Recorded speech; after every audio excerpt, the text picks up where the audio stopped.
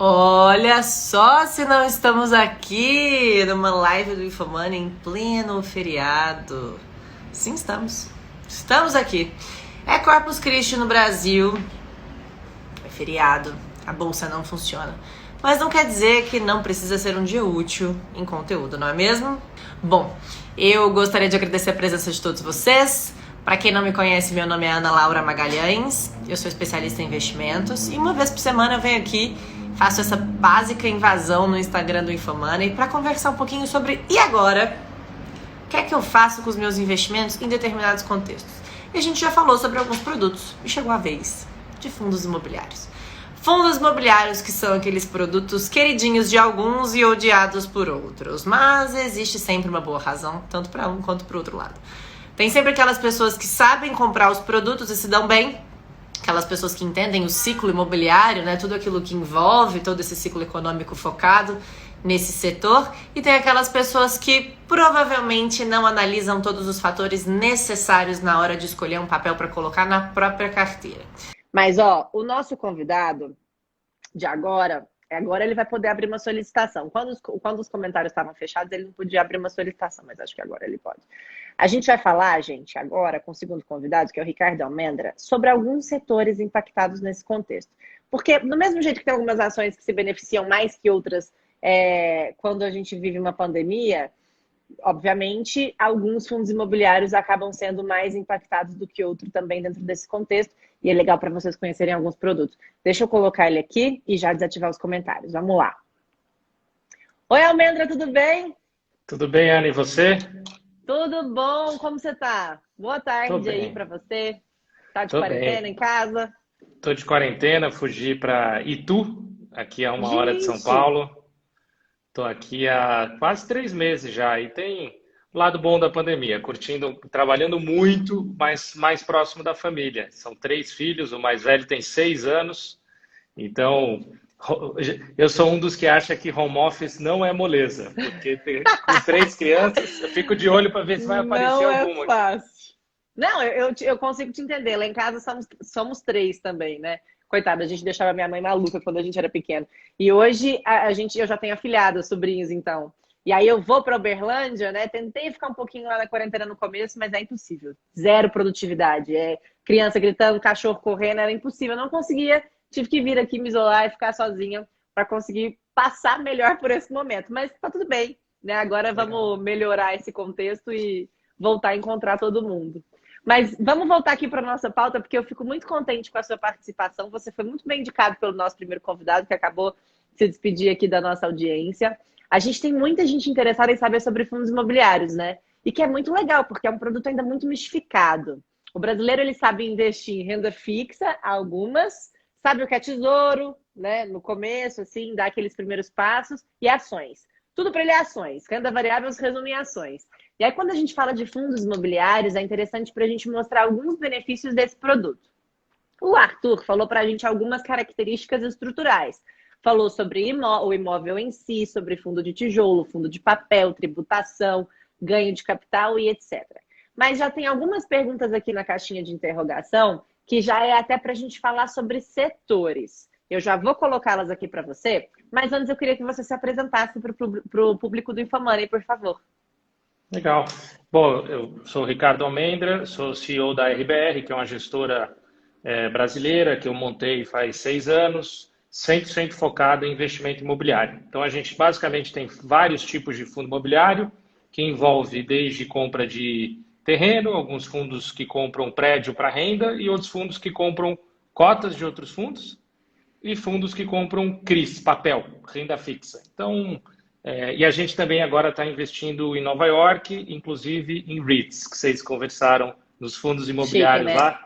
Se vocês tiverem tempo, eu sou encantado por esse assunto, podemos falar também. Queria só fazer mais um comentário. Você falou que o brasileiro, né? O brasileiro ama investir em imóvel.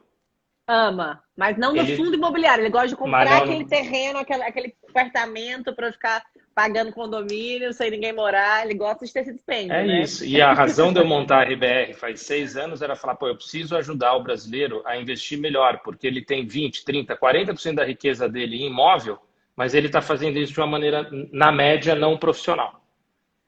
Entendi. Como que pode ser profissionalizado isso? Explica pra gente. Não, acho que o investimento profissional que eu digo é aquele que envolve o estudo, uma diversificação, a construção de um portfólio, né? Não colocar todas as fichas num só lugar, você gerir a propriedade com toda a necessidade que um investimento precisa, né? Normalmente a pessoa física é aquela que compra o apartamento que você falou, ela fala que nunca perde dinheiro em imóvel, porque imóvel não perde valor, né? O custo do condomínio, do IPTU, nunca entra na conta. Então, é uma conta que não é uma conta feita da maneira mais profissional. Então, acho que a indústria de fundos imobiliários surge para ajudar nesse sentido. Entendi. E hoje, se uma pessoa tiver dinheiro para comprar um apartamento ou investir em fundo imobiliário, o que faz mais sentido? O que ela pode fazer? Vamos supor, eu recebo muito essa pergunta lá no Explica Ana e também em algumas palestras que eu fiz antes da pandemia, eu sempre recebi essa pergunta. Eu falava, Ana, mas eu tenho dinheiro, por que eu vou investir em fundo imobiliário e não comprar um apartamento, sendo que eu posso alugar ele? O que a gente pode explicar para as pessoas que estão nos ouvindo agora sobre os prós e contras dessas duas decisões, de ir para um lado ou ir para o outro? A primeira que eu digo tá muito ligado à concentração. Dificilmente um investidor tem dinheiro para comprar muitos apartamentos. Então, um investidor normal, quando ele compra um apartamento, ele consumiu uma parte muito relevante da sua poupança. E você, naturalmente, quando você concentra o seu patrimônio em algo, você está correndo mais risco, para o bem e para o mal. Se esse apartamento fica vazio, você vai ter que lidar com essa vacância. Se você quer vender esse apartamento, você não consegue vender da noite para o dia, porque a liquidez de um apartamento é muito menor.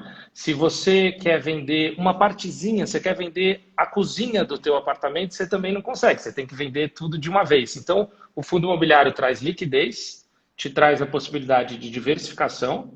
Você não precisa comprar só um apartamento, você pode comprar um apartamento, você pode comprar um escritório, você pode comprar um galpão, você pode comprar um shopping, você pode comprar quarto de hotel. E você tem a isenção fiscal, que eu deixei para falar a isenção fiscal por último, porque eu não acho que é o maior diferencial, como o próprio Arthur comentou antes com você. Eu acho que é um bom diferencial, mas ele não é nem o maior. Tá.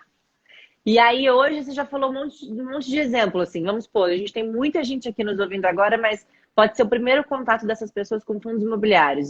Eu queria que você falasse um pouquinho mais sobre esses setores, assim, como eu escolho um papel? Será que eu Legal. vou para um fundo de logística? Será que eu vou para uma laje corporativa? Será que eu invisto num hotel, num shopping? E aí a gente já pode até trazer para um pouco, desculpa, trazer um pouco para o atual contexto, né? Porque tem setores que foram mais afetados e outros que foram menos afetados e que possivelmente também a gente pode já precificar um futuro dessas cotas de alguns fundos imobiliários, não? Com certeza. Eu diria assim, primeiro, parte do que eu estava falando também do investimento profissional é você tentar ler as tendências de cada um desses setores, né? Então, vou dar um exemplo do lado dos setores que mais vão... Até um passo antes. Quais são os principais setores? Retomando, né? Eu gosto de dividir entre fundos de tijolo e fundos de papel. O que é o fundo de tijolo? Intuitivamente, o que eu acho que todo mundo pensa quando fala em fundo imobiliário. Você está comprando um imóvel. E um imóvel pode ser... As três principais opções hoje na Bolsa são escritórios, galpões e shopping.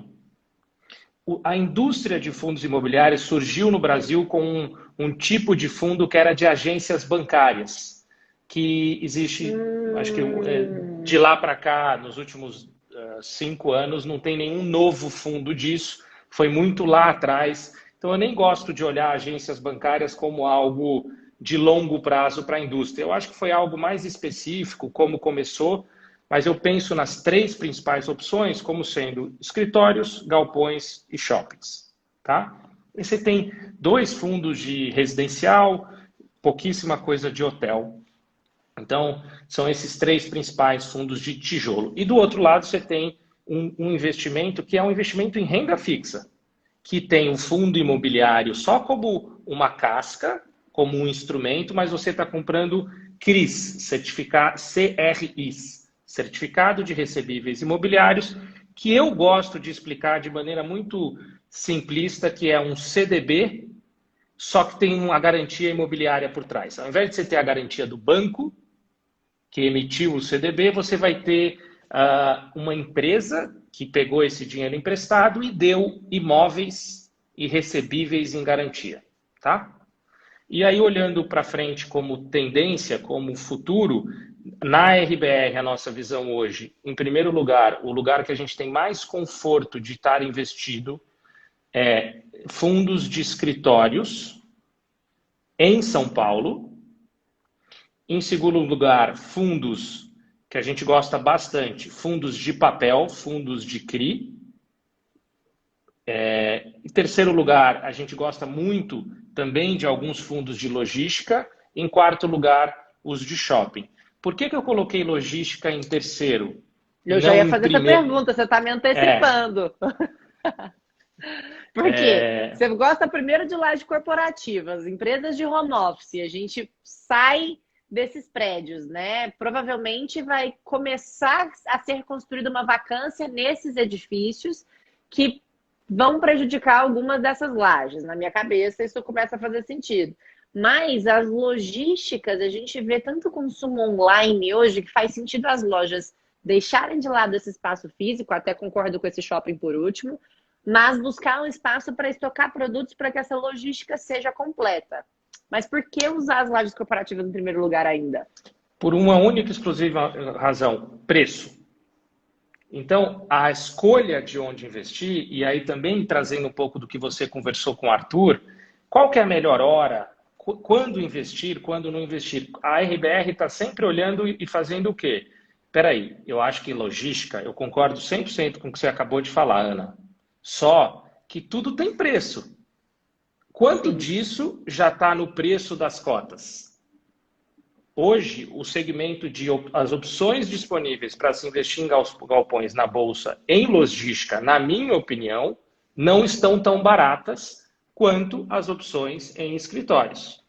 Tá? Entendi. E você acredita nessa valorização no longo prazo? Ou não? Acredito muito. Acredito na valorização no longo prazo de escritórios, acredito na valorização de longo prazo dos galpões e me sinto muito confortável nos fundos de papel como uma boa alternativa de renda fixa, com oscilação, não é aquela renda fixa que vai... A gente vai ficar, todos nós aqui somos um pouco órfãos do CDI, né? A gente vive um mundo agora que a gente tem que diversificar, que a gente tem que construir um portfólio com várias classes de ativo. Dentre essas alternativas, quase todas envolvem algum tipo de oscilação de preço. Não é mais aquele mundo que o 10% ao ano e você todo mês, sei lá, 1% ao mês, que era meio um número meio histórico, né, que o brasileiro falava que era o mínimo que você estava acostumado a ganhar.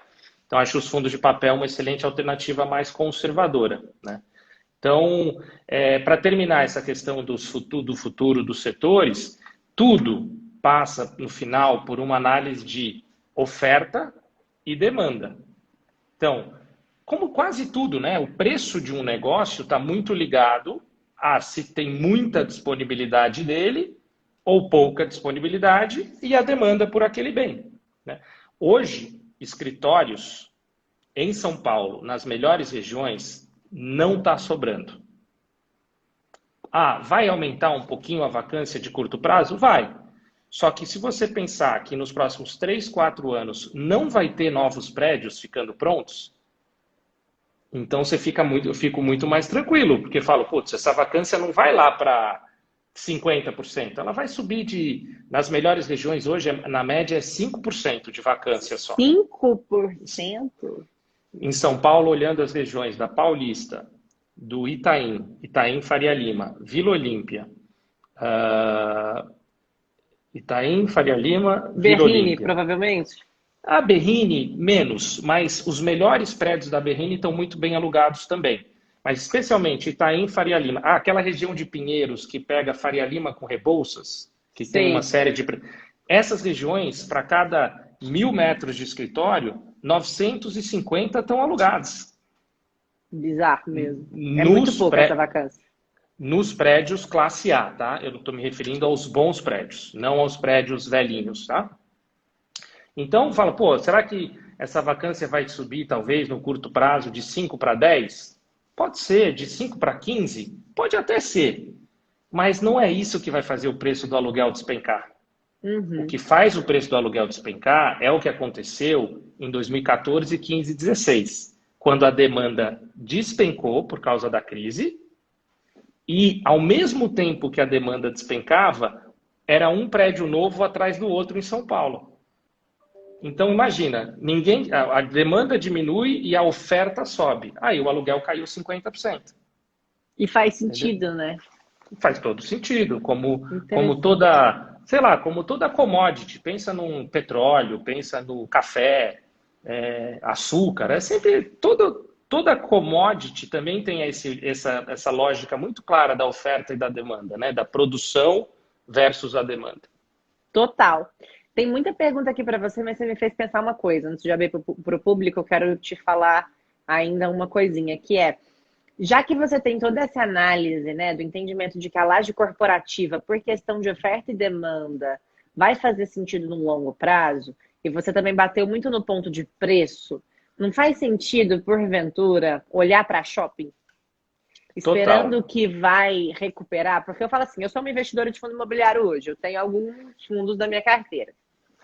Eu entendo como funciona esse ciclo. Inclusive, eu tenho um fundo de fundos. É algo que não foi mencionado nem por você, nem pelo Arthur ainda, que é um fundo de fundos. Acho que o Arthur falou, sim. Acho que o Arthur falou no começo de um fundo de fundos. Mas a minha questão é, quando eu vejo as lajes de shopping, eu vejo um pouco mais de receio do investidor nessa recuperação da cota num prazo favorável. E aí eu sempre lembro que o ciclo imobiliário ele é diferente mesmo, né? Porque quando você compra um apartamento, um apartamento na planta, quanto tempo você espera para que ele fique pronto? Não é do dia para a noite. Quando Sim. você faz um investimento numa área onde você quer comprar um terreno que você acredita naquela valorização no longo prazo, aquilo também demora até a cidade expandir, se expandir para aquele lado. Então você tem esses riscos envolvidos, né? E o fundo imobiliário de shopping hoje ele ficou muito prejudicado dentro do atual contexto. Mas ainda assim você acha que existe um processo de recuperação para quem já perdeu dinheiro, espera, e para quem ainda não entrou, pode ser um primeiro passo? Concordo em gênero, número e grau. Eu acho que dentro da construção de um portfólio, o investidor ele pode ter as opiniões dele e uma parte delegar para um gestor como a RBR. A gente tem muito uma dinâmica um pouco mais ativa na troca de uma posição por outra. O que a gente fez nessa crise? A gente não vendeu galpão, não vendeu shopping, porque caiu muito e ficou muito barato, mas a gente também não aumentou.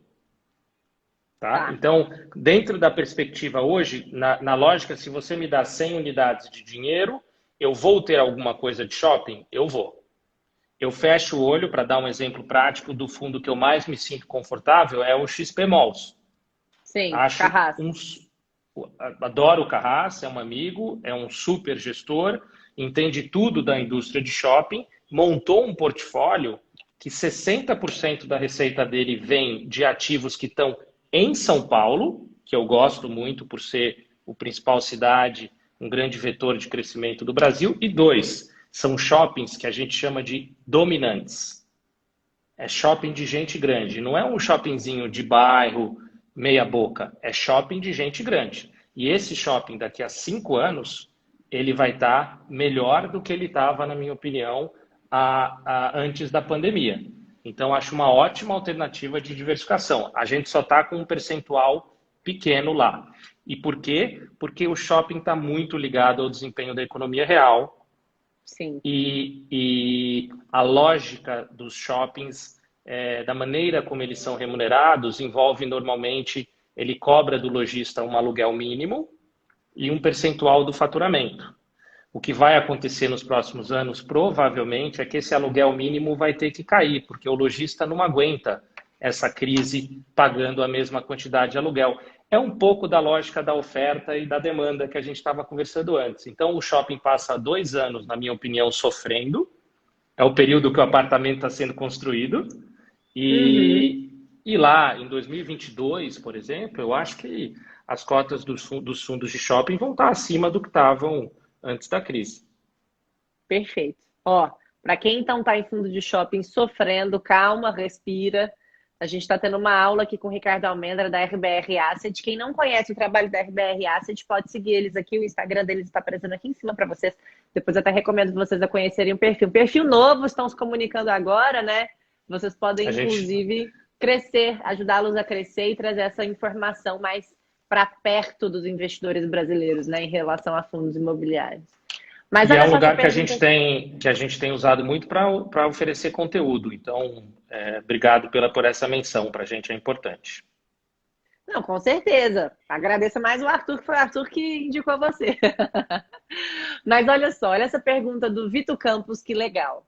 É bom que a gente já até explique esse conceito de yield, que é um termo que a gente usa muito no mercado financeiro, mas vale a pena a gente democratizar ele, traduzir ele para o brasileiro. Como que a gente pode escolher um fundo baseado no yield atual? Seria uma boa referência? Definitivamente não. Então, gosto já começou assim. Enfático para chamar a atenção do público. O yield, de maneira isolada, nunca é um bom ou melhor, a melhor forma de se escolher um fundo. Pensa no exemplo, vou te dar o exemplo. Vamos falar o exemplo do apartamento que você deu, que o investidor foi lá e comprou. Se a gente olha pelo yield, o que é o yield? O valor do aluguel dividido pelo valor daquele bem, daquele imóvel. Então, quer dizer que se o aluguel é zero, o imóvel vale zero? Foi isso que aconteceu agora, muitas vezes na crise. Foi isso que aconteceu em 2014, 15, 16, que tinha muita vacância. Então, falar, se o imóvel vale... É o oposto do investidor típico de imóvel. Né? O investidor típico de imóvel fala assim, o quê? Eu paguei 1 milhão no imóvel? Ele vale mais que 1 milhão. Não interessa que ele está vazio.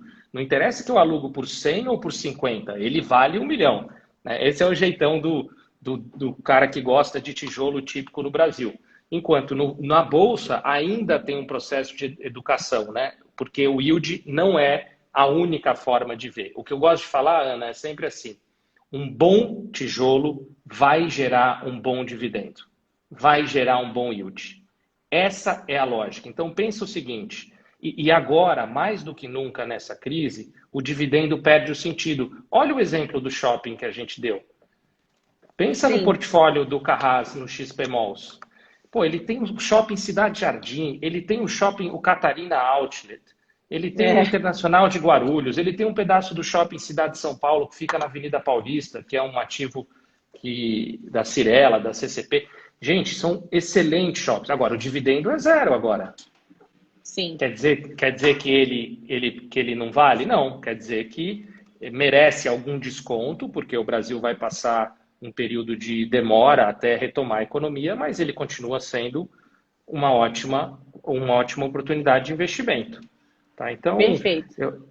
O outro exemplo que eu gosto de dar pensa que você tem um imóvel que está alugado muito caro. Porque o aluguel está caro, por algum motivo. As agências bancárias são o melhor exemplo disso, tá? Provavelmente uma boa parte das agências bancárias vão parar de existir. Porque a gente já faz tudo digitalmente também, né? Nem precisa mais de tanta. Então, o aluguel que paga lá não só é caro, ele é caro. Se a agência renovar o aluguel, vai ser metade do preço e ainda correndo o risco de não querer renovar. Então, é outro exemplo prático aí. Tá. Enquanto você está falando, só estou te pedindo uma licença aqui, que eu estou vendo alguns fundos imobiliários que eu quero te perguntar no final, logo depois que você terminar de responder essa pergunta aqui, que também é interessante, porque é do investidor Tabajara. Longo prazo para fundo imobiliário é o quê? 10 anos? Realmente, né? Porque assim, quanto tempo a gente fica com fundo imobiliário na carteira para começar a ver aquele rendimento positivo? Eu acho que um bom horizonte é de 3 a 5 anos. Para uma carteira de fundos imobiliários diversificada te entregar um retorno consistente. Então, para o investidor que vai comprar, fechar o olho e voltar daqui a um tempo, eu falaria, olha, no mínimo de 3 a 5 anos, acho que você não vai ter uma surpresa negativa, sabe? Então, eu acho que esse é um horizonte bom de investimento. Beleza. Eu estou aqui com alguns fundos imobiliários na minha frente, neste exato momento. E eu só gostaria de mostrar uma informação para o pessoal que está aqui conosco agora, antes de fazer a última pergunta para o Ricardo, que é o nosso convidado do momento. Deixa eu mostrar para vocês aqui um gráfico que eu acho que pode fazer bastante sentido. Vocês estão vendo isso aqui? É um histórico desde junho de 19 até maio de 2020, comparando o CDI. Então, ó, quem está em Tesouro Selic está tendo essa remuneraçãozinha aqui, sempre rendendo um pouquinho, mas rendendo sempre, sem surpresas. A linha cinza é o Ibovespa. Então, quem está investindo em ações sem comprar uma ação pontualmente falando, mas investindo no índice Ibovespa, essa linha cinza aqui, ó. A gente pode ver o quanto o comportamento do fundo imobiliário é bastante parecido. Mas o índice de fundos imobiliários, que é o IFIX, ele tem esse comportamento parecido com o Ibovespa, mas ele tende a ser menos volátil e acaba tendo também um retorno mais significativo. Esse aqui é o retorno acumulado dos 3 investimentos. Para quem tem renda fixa, bolsa e fundo imobiliário, olha a diferença de performance aqui. Acho que valia muito a pena eu ter falado isso até no começo, mas ainda bem que eu não esqueci de mostrar esse gráfico, que é algo que eu gostaria de ter deixado em evidência agora. Isso quer dizer que eu estou falando para você investir todo o seu dinheiro em fundo imobiliário? Não, estou falando que se você não tem fundo imobiliário, ainda está na hora de ter algum, entendeu? Não dá para ficar só em bolsa e renda fixa, bolsa e renda fixa. Tem que ter bolsa, renda fixa e fundo imobiliário. Mas eu quero te fazer algumas perguntas diretas. É sim ou não? Compraria ou não compraria, tá? Vamos lá, você Combinado, é gestor combinado. fazendo essa gestão ativa. Você já falou do XPML11, que é o XPMOLs. Então, esse eu vou supor que você compraria. Não vou nem te perguntar desse mais. Vamos começar agora aqui, então, de outros. O RBRF11. Acho que é um dos... Compraria sem dúvida nenhuma. Aliás, vocês falaram um pouquinho de... É o nosso fundo de fundos. Vocês falaram de relatórios com o Arthur, né? A transparência. Quem abrir o relatório do RBRF11 vai ver tudo que a gente compra. Tá tudo lá. Então, nem é segredo. A gente abre, vai ver todo mês as mudanças, tudo explicadinho lá, que é bem transparente. Beleza. Vamos para o próximo. CPTS 11B. Gosto da gestora, mas não compro no momento. E o CPFF 11? Da mesma gestora? Eu não conheço. Ah, é o fundo de fundos deles? É. Então, eu não sei como é que está de preço. Hoje eu não estou comprando, adoro a gestora, tá? Adoro a Capitânia e respeito super, eu só não sei como é que está em preço hoje o fundo para saber se está caro, barato e tal. Boa. Próximo, KNIP11. Acho um dos melhores fundos de renda fixa imobiliária, né? Que a gente conversou aqui. Adoro, da Quineia. É uma referência em termos de gestão de fundos de papel. Boa. E o XPlog? Comprei para o portfólio da minha mãe nessa crise. O KNPI11?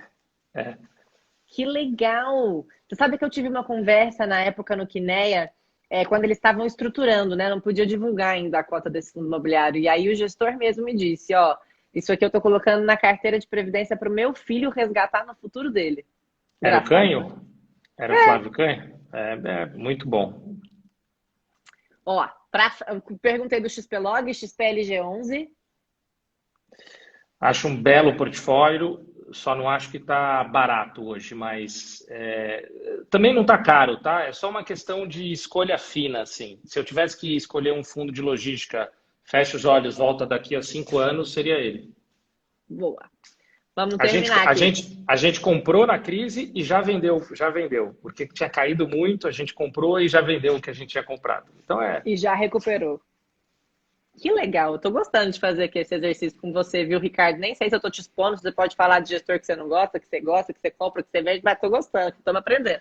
O que eu não puder, eu falo que eu não posso falar. Tá bom. Então vamos lá. VILG11. Parecido com o que eu falei do XPLG. Respeito a gestora, gosto da 20, mas hoje a gente está fora dele. Tá acabando a lista, vamos lá. HGRE11. Eu fui sócio da Reding Grifo, tá? Eu acabei não me apresentando no começo, antes de montar a RBR, conheço super a casa, que é da Credit Suisse Reding Grifo. Quem toca lá hoje Esse fundo é o Augusto, meu amigo, gosto e estamos comprados nesse fundo. É um Laje fundo de, corporativa. é um fundo de lajes, a gente aumentou muito a posição durante a crise, os nossos relatórios mostram isso aí. Boa, só falta mais dois. Tigar 11. Não acompanho de perto para dar uma opinião Um profunda. posicionamento. É, Último. HGRU11. Também do Credi. tô de olho, estamos de olho nele. Não estamos comprando, mas esse é um fundo que tem um dividendo super interessante. Esse é um fundo que tem contratos de locação de longo prazo, que traz com bons inquilinos, o que traz muita segurança do ponto de vista de renda. Então, o olhar para quem quer ter um fundo de renda, ele é super interessante, sem olhar tanto o preço por metro quadrado que você está pagando no tijolo, a renda puramente, ela é legal. A gente está de olho. Legal demais, adorei. Muito bom, muito obrigada, viu, Almendra? Ó, eu peguei esses nomes aqui, gente, da internet, mas quem quiser depois ver alguma recomendação, né, de investimentos, tem também o time de especialistas da XP Investimentos que monta uma carteira gratuita mensalmente. É conteúdos.xpi.com.br. Tem aqui. E, claro, reconvido vocês a conhecer o trabalho da RBR e principalmente os produtos da RBR, não só ver o que eles colocam de conteúdo, mas dentro dessa aula que a gente teve hoje, primeiro com o professor Arthur e agora com o Ricardo Almendra, acho que faz bastante sentido para vocês que ainda não têm fundos imobiliários na carteira começar amanhã, porque hoje é feriado, não é? Amanhã tem negociação na bolsa. Amanhã já Legal. pode comprar. Valeu, Ana. Obrigado aí, viu? Foi ótimo. Imagina, Ricardo, eu que agradeço a sua disponibilidade. Fiquei muito feliz em conversar com você aqui. Passado esse momento, vamos combinar uma visita lá na RBR. Eu realmente gosto muito, eu aprecio fundos imobiliários. Não tenho tantos quanto eu gostaria. Estou sofrendo com esse momento de queda, não mexi, tá lá quietinho, como tá todo quietinho a minha carteira. Não movimentei um A dessa carteira minha que eu montei no começo do ano. Mas agora é o momento também de esperar esse reposicionamento e ampliar conhecimento principalmente, né? Então, obrigada por ter contribuído conosco aqui hoje, viu? Nesse feriado. Obrigado. Obrigada pelo seu tempo. Obrigado a você. Foi um prazer e conta com a gente, tá bom? Tá bom, gente, ó, obrigada pela audiência de vocês também e bom final de dia para todo mundo. Tchau, Tchau, tchau. tchau.